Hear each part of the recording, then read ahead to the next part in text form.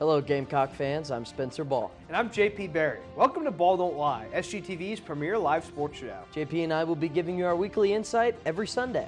This week on the show, a recap on Week 7 across college football. And later, the MLB playoffs are heating up. Be sure to stick around for head-to-head pick'ems. And without further ado, welcome to Ball Don't Lie. Welcome to the Kennedy Greenhouse Studio. I'm Spencer Ball. And I'm JP Barry. This is the one where there's a right answer and there's a wrong answer. I'm always the get-back game guy. There's so many teams with so many good wins. Because, they love seeing Clemson lose no matter what. Well, I think there's a lot of people that love seeing Clemson lose. Yeah, Return of the King released 20 years ago today. There you go. And for that reason, give me the Noles. I like being right more than I like being happy. I think the committee made the right choice. Florida State did not lose a football game. It's football. This is college football. How can you not be romantic about baseball? It's just such a tremendous sport. It's time. Is it time? I think it's time. This is Ball Don't Lie. The Gamecocks dropped another heartbreaking SEC game yesterday, a 27-25 loss to number 7 Alabama in Tuscaloosa. JP, this team, I think, performed well above our expectations, but then when you watch the game, I think they should have brought home the win. You look into it, and South Carolina eventually has to get past the point of being, this is the best 3-3 team in college football. This is the team that, they're struggling a little bit, but you don't want to see them at the end of the year. This is the spooky, scary chaos team. And they need to actually, progress into actually transferring to that, on-the-field results, because you can put the fear of God into teams as much as you want, like they've done to LSU and Alabama, and like they should have done to Ole Miss. They should be 5-1. But you should be. There's really no excuse to not be. Sorry, I fumbled it. Sorry, we're fumbling our talking points, or fumbling everything, because that's what South Carolina did on Saturday when they fumbled away this win. And truthfully, it's just the same thing over and over again. And I don't know about you, but on Saturday, I wasn't even that upset. I wasn't mad. I watched it. It came and went, and I was like, well. So something needs to bounce the Gamecocks' way, because I feel like that thought process is how a lot of Gamecock Nation is feeling right now. Yeah, I know a lot of people are super doom and gloom, and I understand that South Carolina probably should have won the game. But again, the team we saw a week ago here at home, that's a game that could shatter a program. That was the worst South Carolina game I've probably seen outside of the 48-7 trouncing we took at the hands of Georgia. But that team went undefeated and won the national title pretty handily. Alabama lost to Vandy. Alabama did lose to Vandy. But again, I think some things the team could improve on. You got to hold on to the ball a little more. I think the interception late, can't really blame Seller. You're trying for a touchdown or to get the ball. A little miscommunication with the receiver not being down there. The fumbles, got to get a little bit better at, but also got to have a kicker that can kick a 50-yard field goal in the year 2024. This isn't the 90s where they're you saying have to we beat have the 25. And JP's got a little insight on that legend Spartanburg Viking. William Joyce did not miss a kick all of spring, and yet remains we heard this undressed on Saturday afternoons, while the 18th-year senior Alex Herrera misses 42-yard field goals. But that's the thing that's frustrating. Alex Herrera's a sixth-year player. How in all 6 years have you not realized he doesn't have the leg from 50? Because the field goal was 10 yards right, but it was also short. He doesn't have the leg from 45. I mean, he's putting everything into it, but a couple kicks go our way. A couple kicks goes the Gamecocks' way, and they make field goals. And this team's 5-1, probably ranked, because a loss to an Ole Miss team isn't that bad at the end of the day. But now, they've fallen to 500 and are probably going to be fighting their way through the schedule to get to 6 wins. And that's the Gamecock way, unfortunately. Yep, and it's not going to get any easier as the Gamecocks are going to look to improve their conference standing against the newly unranked Oklahoma Sooners in Norman. Both teams coming off of pretty disparaging losses, although Oklahoma's was a lot different. The Sooners got blasted off the face of the earth by Texas. South Carolina, it's two teams that are very similar. They struggle heavily on offense. They struggle keep taking care of the football. Their defenses are pretty good, though. Yeah, both of these defenses are good. We talked about it last week when previewing the Red River rivalry, that Oklahoma just can't score, and that's what we saw. They lost 34-3.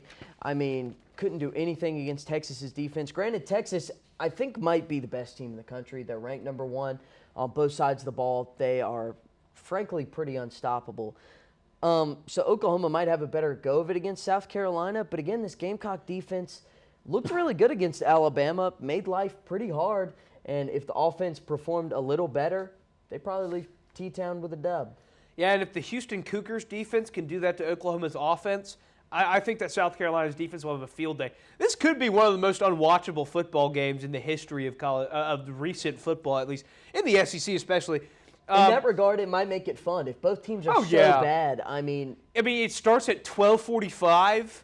They invented the time slot to put this game at. They were like, well, we don't want it at noon, 3:30, or 7. They're saying that the SC and SEC network stands for South Carolina. That's where this game will be played at 12:45. Maybe we'll see SGTV legend Alyssa Lang on the sideline. That would make me happy. Maybe so. Hey, we got to put on for our people right here at SGTV. But again, I think this game is going to be a big moment for South Carolina because Oklahoma, team that just fell out of the top 25, still receiving votes. South Carolina, again, I think if you're Shane Beamer and co. and this coaching staff, need at least 6 to keep your job here. Oh yeah, I mean I don't think that's even like you really need to win 2 actual games because you play Wofford towards the end of the season. So you got to steal 1. You got to steal 2 from Oklahoma, A&M, Mizzou, Clemson. Somebody else. And it doesn't sound very easy. I mean, you just listed the teams. I mean, it's the SEC. It's, every year we have to play Clemson, who's really turned a corner. So it's going to be hard for the Gamecocks, but we'll see how they fare on Saturday. But here are some of the biggest games in and outside of the SEC from the past week. I think Week 7 was really fun. It had a lot of marquee matchups, and really they lived up to the hype, JP. Yeah, as we'll start on Friday night, Arizona State upset number 16 Utah. Cam Rising returned. And he looked like he returned from the dead because he looked horrible out there throwing 3 picks. The shambling corpse of the Utah offense, dreadful. And the Sun Devils in Dillingham's first season moved to 5-1. I was going to say, JP, they're one of the quietest 5-1 teams in recent memory. Awesome post-game interview from him. I mean, getting the people in Tempe fired up. It's not hard. I tell you what, they know how to get down out there. But, the Forks are up. Arizona State is maybe a real threat in the Big 12. And, again, Cam Rising holds Utah hostage again. We'll move on to the Red River rivalry. As we talked about, not much else to say other than Texas just destroying Oklahoma. We will talk about Texas again in a little bit, get into a little more detail on why they're so good. But in the game day matchup of the week, it was Oregon coming out with the dub at the last possible second with it gives shades of the Dak Prescott playoff moment against the 49ers where he took the ball up the middle and it was Will Howard sliding a second too late trying to get an extra yard to attempt a shorter field goal. And they should have never even been in that situation because they were throwing the ball when they didn't need to and they got an offensive pass interference call. And even before that, the game really came down to the fact that Oregon was able to establish the run with Jordan James while Ohio State was unable to get it going with Quinshon Judkins and Travion Henderson. And that was really, it allowed Dylan Gabriel to work, and it spread the offense out a little bit for him. Jordan James was outstanding. I think he had well over 100 yards. But Will Howard, I think, played an excellent game. I mean, the Ohio State passing offense, I think he only had 6 or 7 incompletions all game. I mean, he was really efficient. But that last moment, not only the last play, but you could see that Ohio State didn't know how to manage the clock. After the OPI, the clock starts when the official starts the clock. They had no idea. Let 10 seconds run off without running a play. Yeah. And you saw, I mean, they could have gotten 2 more plays off if they just knew that rule. They clearly didn't. Ryan Day moves to 1-7 all time against top 5 opponents. He's hearing it from the. It seems insane to say that he's on the hot seat because he's been so good against everything else. But really, the last time Ohio State won a huge game like this against a top 5 opponent was the Sugar Bowl against Clemson in the playoffs. See how long it took. I was thinking back to the Urban Meyer days. I don't even think Ryan Day was there. Ryan Day's best win in the regular season is maybe last year against a Notre Dame team that ended up going 9-3.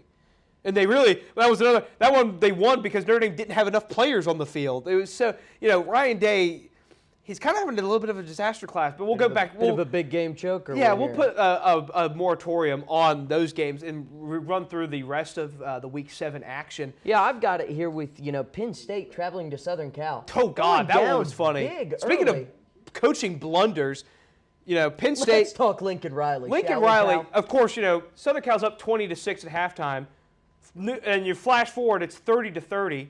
But somehow. Southern Cal has it at midfield. Minute 50 left, you run a run play, -2 yards, 40 seconds go off, 5-yard pass, 35 seconds go off, and then you throw a pick. And then in overtime, you miss a short field goal. And it's like, what are you doing? What do you do at practice during the week when you're Lincoln Riley? It's clearly not practice special teams or clock management or late game offense. They'll probably have fun. They probably have a good time. They play with water guns. That's what they do. It doesn't rain in Southern California. What are you doing? It's quite frankly balloons and Nerf guns. Yeah, I mean, you don't need to practice how to catch a punt in the rain when you play in Los Angeles. Nothing he does makes sense like a serious football program at one of the most established programs in America. Let me lob you a softball here. What's their record? They're 3-3. There you go. They're the same They have record the as same South record Carolina. as the real USC right here in Columbia. And I tell you what, you have questions about South Carolina's coaching sometimes. I'd take anyone on the staff over Lincoln Riley. God, Guy he's an only idiot. knows how to try and run an offense. And at the end of the games, they falter against a Penn State team that had to rely on a tight end to have 17 catches. And tight ends are awesome. I mean, 17 catches. Mark Andrews. Ball don't lie hero of the week. That's the coolest thing ever. We love, tight end action. I mean, he lined up everywhere on the field and just made a difference everywhere. But the Trojans are horrible. We'll get off there the were two soapbox. other overtime games after that one. LSU took down Ole Miss at overtime. The Rebels faking their 400th injury of the game.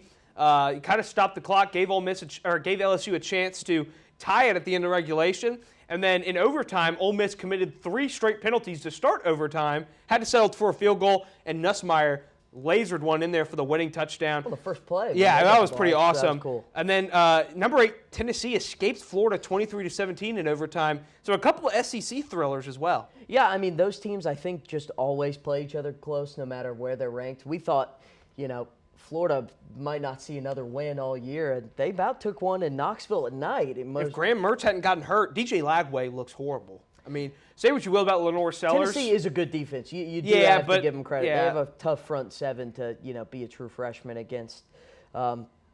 Week 7, it was a good one. It was, and we've got previews for this upcoming week in CFB after this commercial. And number 1, Texas looks to stay undefeated in a marquee matchup with 5th-ranked Georgia. I mean, this is one that people have been circling on their calendars from the start of the year, but it doesn't look as good as it once did. As Sam Allinger said, the Longhorns might be back. And for the Dogs, they allowed 31 points to Mississippi State. What are they doing? Again, we got to get back in the lab and find out what happened, because Mississippi State, we have our best people on the topic. They're putrid. Mississippi State is one of the worst football teams I've seen this year. And truly, Georgia's defensive backs, I mean, they gave up 30 points in I saw your eyes get wide. They gave up 30 points instantly to Alabama. They've kind of been thrown on by some of the other cupcake teams on their schedule. Auburn moved the football against them. Mississippi State scored 31 points. They made Brock Vandagriff look not bad. Chat, is Georgia bad? Is Georgia's defense bad? Georgia itself is not bad. That'd be insane to say. But their defense does not inspire confidence. If they didn't have some of the athletes they have on offense, it could get bad. I mean, Carson Beck did throw for almost 500 yards against Mississippi State, which should tell you the state of the game. I mean, if they just aired it out, I don't even know how this one could have been close. But it's those turnovers, I think, that he's going to have to watch out. He threw 2 picks. Texas will make you pay for those. Again, they're the number 1 scoring defense in the country, allowing less than a touchdown per game. Yeah. And they're the number 7 scoring offense. This is a stacked team. Yeah, and it's a big moment for Kirby Smart. You're having a lot of things off the field that are flooding into some, some might say, it's kind of impacting their performance on the field. And him pushing the Mississippi State quarterback, it's not a good look. You're starting to see them start to maybe buckle under the pressure of being the top dog, pun unintended, in college football. now you're going on the road, college game day, big-time night game atmosphere against the new kid on the block in the SEC who made the playoff last year when you didn't. The big name brand quarterback, Arch Manning and Quinn Ewers. It's while Georgia has made it work with some guys like Stetson Bennett and Jake Fromm and but for Georgia, this is your biggest moment to say kind of like, hey, we're still here, and we'll see if they can kind of we'll give our who we think will win. We sure will. One thing to watch out for, I think, is or one thing to keep in mind rather. Texas still undefeated. Georgia already has a loss to a Bama team that looks worse and worse every week. Georgia picks up that second loss, and now they have to be perfect the rest of the way. Win out, so this would be not only a huge win that would help them if they end up dropping another one along the way, but it keeps them big time in the hunt for the SEC and to make the CFP. Yeah, absolutely. And still in the SEC, Bama will try to keep on rolling over Tennessee and the Vols the third Saturday in October, in effect this weekend. But Spencer, two teams that really have not turned heads as of late, or when they have turned heads, it's been for bad reasons. It sure has. Again, Alabama falling to Vandy, Tennessee falling to Arkansas, not yesterday, but last week. So these two teams, again, one of them's got to lose for the second time, and it might just be nails in their chance to make the CFP. This is one of the craziest college football seasons, and with the first year in the new playoff, JP, it looks like there's going to be a ton of two-loss teams that people are going to have to pick and choose between. It's going to be really, really difficult to see who gets the final nod, and this could be a huge deciding factor. Yeah, I think we're going to see, just a cavalcade of SEC slop between Bama, Tennessee, A&M, Mizzou. He's a poet. It's really just like there's going to be so many teams where they just beat up, they cannibalize each other, and we're like, well, are they even good? Like they've all beat and lost to each other. And in Tennessee's aspect, they looked good in the non-conference, but as we know now, NC State is horrible. Kent State is horrible. Bama played, I don't even remember who they played in their non-conference. USF. Oh, who they struggled with last year. They struggled dealt with this them year. A little better this year, but it's going to be interesting. There are two teams, however, in Alabama and Tennessee that are struggling at different things.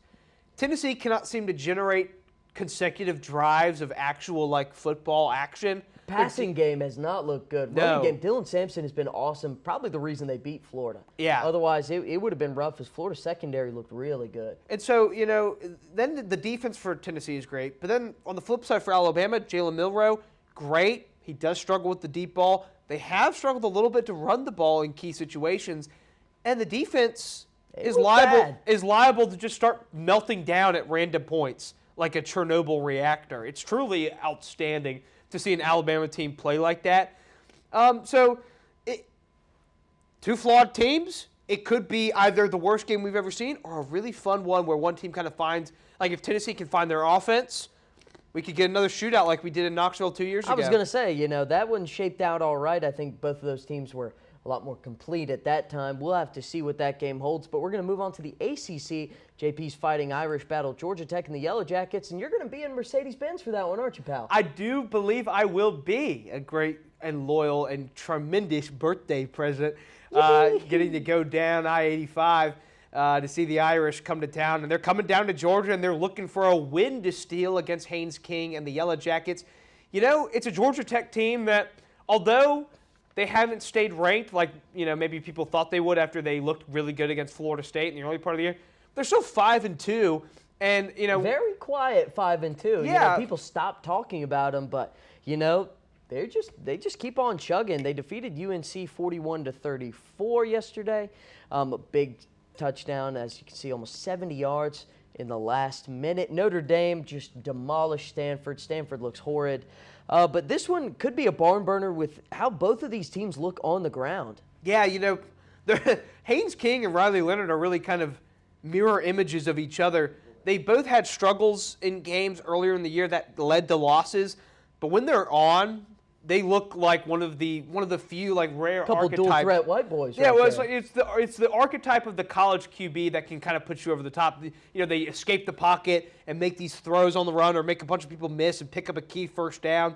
And so it's really going to come down to, can Georgia Tech's defense step up? Because while they did win against UNC, they allowed nearly 500 total yards to the Tar Heels. And it's been just kind of a history of that, especially on the ground. And so with Jeremiah Love, who has scored a touchdown in every single game this year for Notre Dame and leads the team in rushing, Jadarian Price, who's also been a huge home run hitter for the Irish. And it's a Notre Dame passing game that's coming along as well. They had 3 passing touchdowns against Stanford. And while Stanford is pretty bad, Notre Dame is up to 6th in the Sagarin, advanced analytics. Yeah, we do stat work. When they win, they look really, really good. And they look really good on the road. And while this is technically a neutral site, it is in Atlanta at Mercedes-Benz. Just a different stadium. So I'm interested to see how neutral of a site they will be. But also, Notre Dame travels well. So I think we might at least, for the start of it, see kind of a high-scoring, close game because Notre Dame's defense hasn't quite faced an offense like this year. I think it's going to be a really fun one. Again, we'll give our own opinions on this at the end of our show in our trademarked pick'em sections. We're going to take this moment to shout out our dads, both servicemen. And the reason we're talking about them is through Week 7, both Army and Navy remain undefeated and are ranked. This has happened for the first time since 1960. Both teams 5-0 for the first time since 1945. Not only protecting us, from imminent danger in the world, they're protecting our Saturdays. The option offense is back. They have quarterbacks that can pass the ball. Yeah, they have How awesome is this? Tanks and aircraft carriers. Yeah, they have these new wrinkles in their offenses that have allowed them depth. Navy has the game-breaking talent of Blake Horvath. At quarterback, he has over 1,300 total yards and 17 touchdowns. But Daly for Army has been very good as well. Army maybe has faced the worst schedule in college football, but Navy's right behind them. But they're beating these teams soundly. And for Navy, it's come in the fact that their points will blot out the sun. And for Army, they're just strangling these teams, allowing under 10 points per game. So it's really fun. Both these teams have kind of teams to work through, but they have a common opponent, Spencer. They have one common opponent. Who's that? Is it the Irish? I think it's the Irish. Because blimey. the University of Miami can't count, we're actually getting, on the 100-year anniversary of the game of the century at Yankee Stadium, we might get 9-0 undefeated Army versus a top 10 ranked Notre Dame team at Yankee Stadium in November. And in 2 weeks. And if College Game Day isn't there, there's something wrong with America. And in 2 weeks, the Irish are taking on Navy. Navy's got one more game home against Charlotte. And then is the Notre Dame game in Navy? It's in East Rutherford at MetLife. It's in MetLife, a little neutral site action. So, yeah. I mean, it's going to be a lot of fun. These two teams really fun to watch. I think football is, of course, more awesome when Army and Navy are good. This shapes up for a potential Army-Navy American Conference Championship game, followed by the Army-Navy game the week after. Which, how are they even going to how will we Well, because the conference championship game would send one group of 5 team to the college football playoff. But then the next week, you've got a chance to avenge that also for the group of 5 bid. It's absurd. How are they going to handle that? We have no idea. We'll see. I don't think they know. I think that's the most fun. But again, it's going to be awesome. But yeah. That's going to do it for our college football coverage. We'll be back with a check-in on both MLB League Championship Series after this break. And later tonight, the Mets and Dodgers will kick off the NLCS. The MLB playoffs, I think, have been really, really fun so far. This matchup, of course, I think it just continues the trend of the Dodgers, a better regular season, almost 100-win ball club. The Mets have kind of just gotten power of friendship. Right time. Friendship, apparently Grimace. The lady from that one podcast, a World War II veteran. I mean, they've been pulling rally stars out of where. It's where the sun don't shine, my friend. It's shocking, and shout out to one person, Pete Alonso, had a horrid regular season. Mets fans were ready for him to go. Going into his final at-bat of the wild card series, Mets Probably fans his final at-bat as a Met. Yeah, that's what it looked like, and Mets fans were ready for it. They couldn't stand him at this point. Lo and behold, he's turned into one of the hottest hitters on the planet, and the Mets are sitting here. killed the Brewers at the same time. And the Mets are sitting here 4 wins away from the pennant. I mean, it's crazy. And again, this Mets team is kind of a ragtag bunch.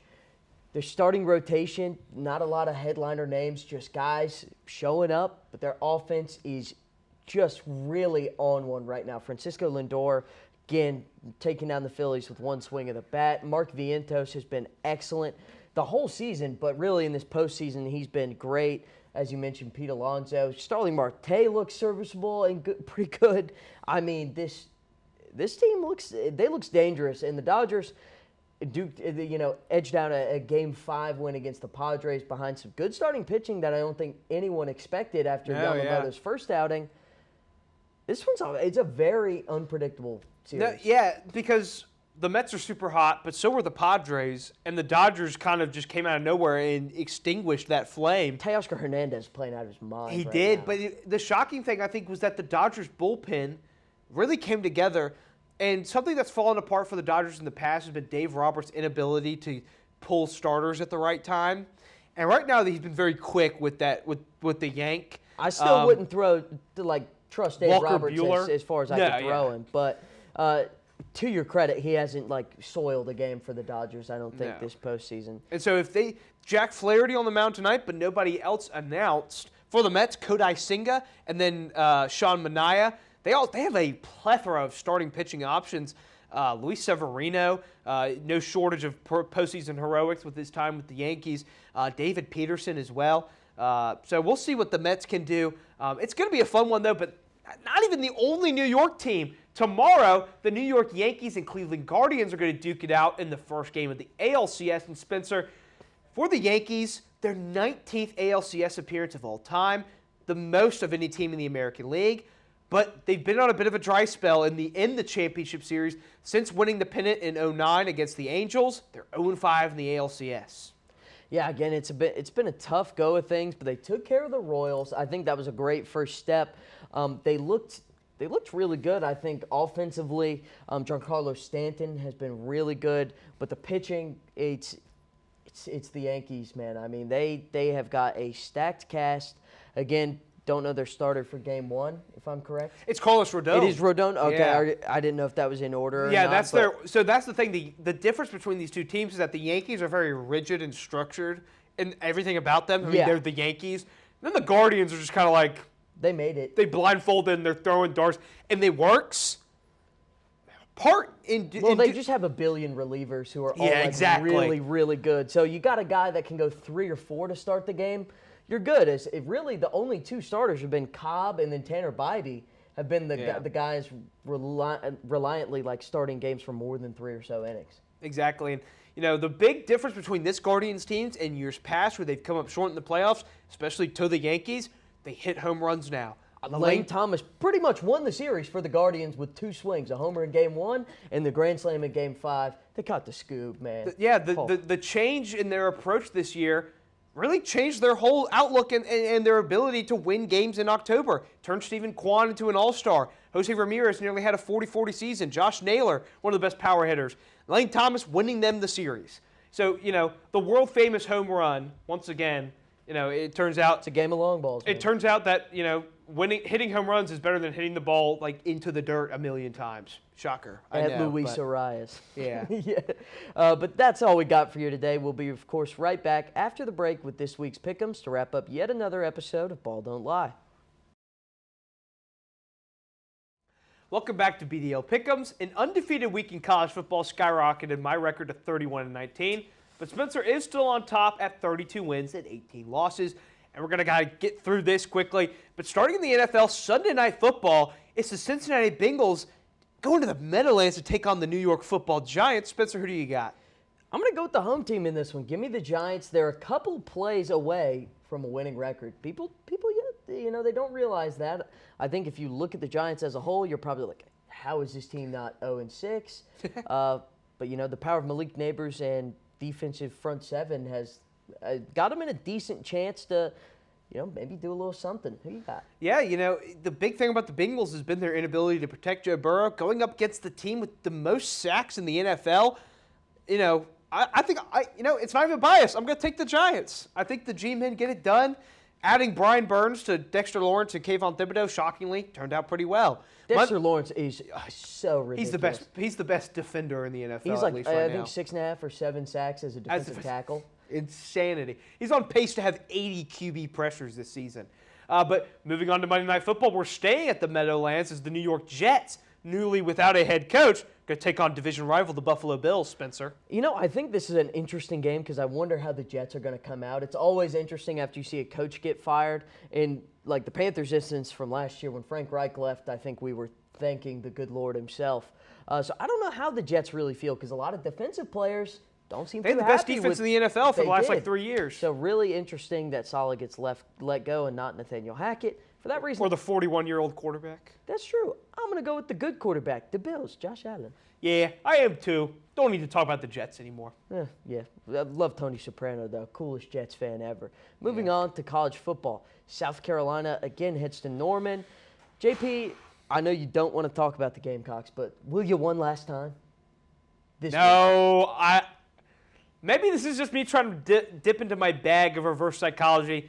I just think Oklahoma at home, it's a tough place to go and get a win. And give me like 13-9 final score Sooners win. I got South Carolina getting it done on the road. Whatever. Oklahoma's offense is so horrible. South Carolina's defense looks good against good offenses. So, again, I think Oklahoma would really have to come out with something new. I think South Carolina's defense will outscore their offense in this game. I could see that. I could see it. But I do think the Gamecocks bounce back and, move above 500. Number 7, Alabama heads to Knoxville. Number 11, Tennessee. Again, we talked about how volatile this one could be. What do you got? I think what I kind of like hinted to happens. It's a good game. It's kind of high scoring. But in that kind of environment, I take the more sure quarterback. I think Jalen Milroe gets it done on the road. Bama. Yeah. That's it. I could see it. I mean, I am not really sure what's going to happen in this game, and I think that's shows us what we know about these teams. You don't really know what they're going to do against good opposition. So I think the Vols get it done at home. I trust them a little more in their home environment. Dylan Sampson's awesome. And Alabama didn't look like they could stop Rocket Sanders, and then we just kind of stopped giving him the ball for some reason.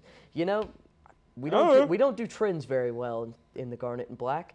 Moving on to where JP will be next Saturday, number 12, the Fighting Irish go on the road to Georgia Tech at Mercedes-Benz. Who you got?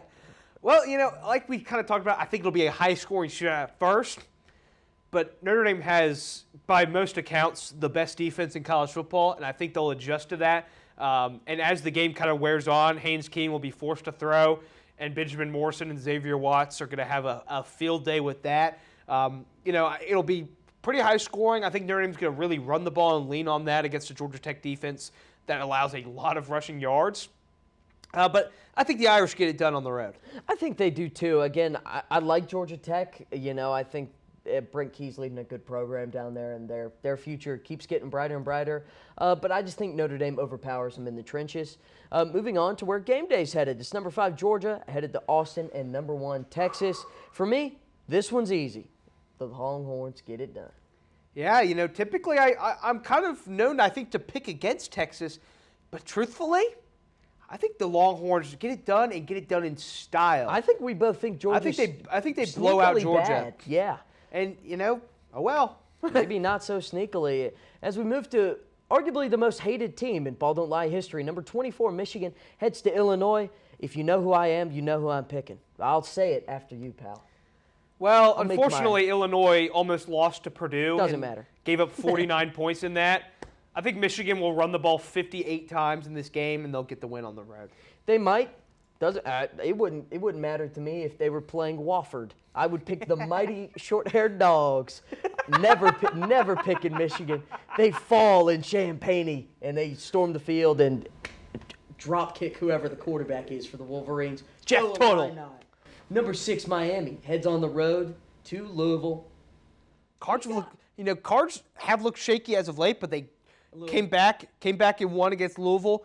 Miami had the week off after another bailout against the Cal Golden Bears. They had a week to recuperate and generate funds for the ACC officiating pension. But Miami's been due for something like this. and a team with a history of taking down highly ranked Hurricane opponents at home. Give me the L's. Give me L's up, baby. L1C4. I think Tyler Show and company outduel Cam Ward and pull off one of the biggest upsets of the college football season. Watching SMU playing Louisville, I think was honestly probably a good test for Louisville to deal with Cam Ward, as Kevin Jennings plays a similar style, is very mobile. But Cam Ward is really, really good. I think this Miami offense just might overpower the Cards, but I think this one is going to be an awesome game. And JP, take us to the LCS series, will you? Yeah, hey, we're going to – something new here. We're going to pick who we think will represent both leagues in the World Series, starting with the National League. Spencer, Dodgers and Mets, who do you got? You know, you might notice a theme as we get going here. The Mets are the hottest team in baseball. I'm taking the Mets. Are you taking the other team in New York? Start spreading the news. I'm leaving today. I want to be a part of it. New York, New York. If I can. Okay, I thought we were stopping after New York. No, but hey, we're not gonna. We're just gonna kind of blow this up. We're picking a Subway Series World Series. Mets, Yankees, brawling. After all the teams I really dislike got out of the ALDS and the NLDS, I said, you know what? Let's stay in New York. Who wants Cleveland to win anything? Nobody. Not me. Last time they got to the World Series, the mighty Chicago Cubs dealt with them handily. Not really. It gave me a heart attack. 2 times before that, the Atlanta Braves dealt with them handily. Time in between that, they lost to the Marlins. Stupid Cleveland. Yeah, more Sinatra bits coming unless our producer kills us.